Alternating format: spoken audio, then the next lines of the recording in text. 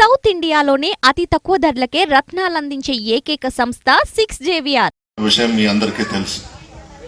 దాదాపు రాష్ట్రమంతటా కూడా అన్ని జిల్లాల్లో 2,75,000 కోట్లు సంక్షేమ పథకాలకు ఇవ్వడం జరిగింది.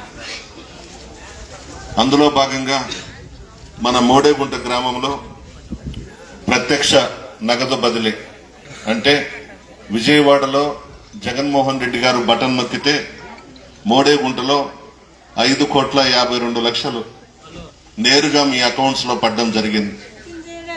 నాన్ డీబీటీ పరోక్ష ప్రయోజనాలు అంటే పెన్షన్స్ కానివ్వండి, ఇతరత్ర పథకాలన్నీ కులం మతం పార్టీలకు అతీతంగా మోడేగుంట గ్రామ పంచాయతీలో దాదాపు 1,72,00,000 మొత్తం DBT non DBT 7,24,00,000 Jaganmohan Reddy గారు మీకు ఇవ్వడం జరిగింది. మీరెవరు కూడా ఈ పథకాలు అడగలేదు. దాదాపు 33 పథకాలు పేర్లు పెట్టి పేదలందరూ కూడా బాగుండాలని, పేదరికాన్ని పూర్తిగా నిర్మూలించాలని గతంలో ఏ ముఖ్యమంత్రి చేయని విధంగా మన ముఖ్యమంత్రి జగన్మోహన్ రెడ్డి గారు సంక్షేమ పథకాలకు శ్రీకారం చుట్టి మీకు అందించిన విషయం తెలిసిందే. ఎలక్షన్స్ వచ్చాయి, అన్ని పార్టీలు ఒకటైనారు. జనసేన, తెలుగుదేశం, భారతీయ జనతా పార్టీ. జగన్మోహన్ రెడ్డి గారిని ఓడించాలంట, మళ్ళా చంద్రబాబు నాయుడు ఈ రాష్ట్రానికి ముఖ్యమంత్రి కావాలంట. గతంలో 9 సంవత్సరాలు ముఖ్యమంత్రిగా చేశాడు. ఈ రాష్ట్రంలో 5 సంవత్సరాలు ముఖ్యమంత్రిగా చేయడం జరిగింది. ఎప్పుడు కూడా ఇన్ని పథకాలు ఇచ్చింది లేదు.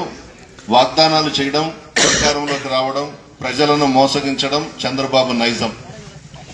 ఆ విధంగా కాకుండా రాజశేఖర రెడ్డి గారి పరిపాలనను పేదలకు చూపించాలనే ఉద్దేశంతో పెద్ద ఎత్తున సంక్షేమ పథకాలకు శ్రీకారం చుట్టి అనేక పథకాలు మీకు ఇచ్చిన విషయం అందరికీ తెలిసిందే.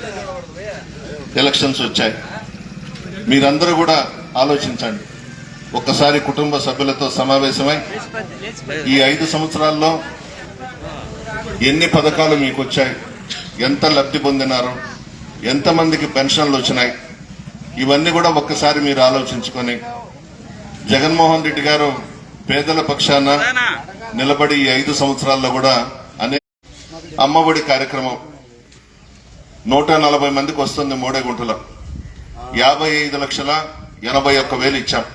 ముస్లిం మైనారిటీ సోదరుడికి వైఎస్ఆర్ కాంగ్రెస్ పార్టీ తరఫున టికెట్ ఇచ్చారని జగన్మోహన్ రెడ్డి గారు అలిగి పార్టీని వదిలి వెళ్లిపోయినారు. ఇది అన్యాయం. జగన్మోహన్ రెడ్డి గారు వేమిరెడ్డి ప్రభాకర్ రెడ్డి గారికి ఇచ్చినంత ప్రాధాన్యత ఎవరికి ఇవ్వలేదు. నలుగురు అక్కడ నేరుగా మీకోసం మన ఇంటి తలుపులు తెరిచుంటాయి. దాదాపు 11 సార్లు ఈ నియోజకవర్గంలో పోటీ చేస్తే నేను మా తండ్రి నల్లపరెడ్డి శ్రీనివాసరెడ్డి గారు 9 సార్లు గెలిచాం ఈ కోవూరు నియోజకవర్గంలో. ఈ విషయం కూడా మీ అందరికీ తెలుసు. ప్రజలందరూ కూడా మన ఇంటికి వచ్చి కోటేశ్వర్లు వాళ్ళు, ఇది మీరు గమనించండి. నల్లపరెడ్డి శ్రీనివాసరెడ్డి గారి టైం నుంచి నా టైం వరకు మీకు అందుబాటులో ఉన్నాం, మీ మధ్య ఉన్నాం, మీ కష్ట సుఖాలు తెలుసుకున్నాం, మీలో ఒకటిగా ఉన్నాం.